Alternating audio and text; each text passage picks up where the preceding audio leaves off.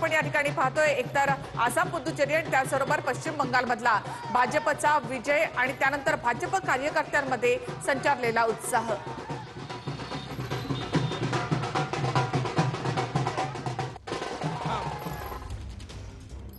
बंगाल यश मिळाल्यानंतर नागपुरात आपण बघू शकतो या ठिकाणी भाजपकडून जल्लोष सुरू झालेला आहे।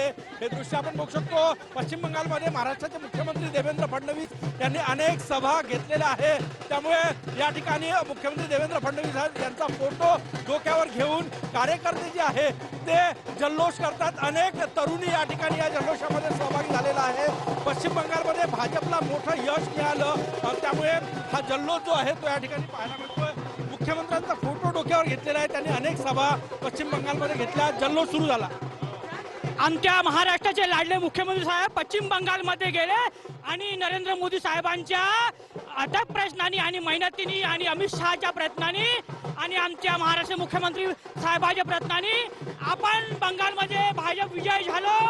आणि जर आज ममता दीदीची सरकार आली असती तर मिनी पाकिस्तान बनलं असतं। आज आपल्या हिंदूची सरकार आली बंगालमध्ये। आपण बघू शकतो ही जल्लोष केला जातोय, आनंद साजरा केला जातोय। तरुणाई जी आहे ती या सगळ्या जल्लोषात सहभागी झालेली आहे।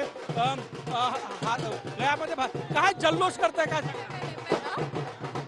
आपण बघू। बीजेपी जिंदाबाद, जय श्रीराम।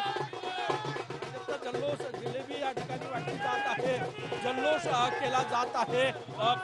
पश्चिम बंगालमध्ये भाजपला मोठं यश मिळालं, त्यामुळे नागपुरात जल्लोष पाहायला मिळत आहे। मुख्यमंत्री देवेंद्र फडणवीस यांनी अनेक सभा पश्चिम बंगालमध्ये घेतल्या, त्यामुळे त्यांचा फोटो घेऊन या ठिकाणी नागपुरात जल्लोष पाहायला मिळतोय। कॅमेरामॅन साईसह गजानन रुमाटे, निर्णय मराठी, नागपूर।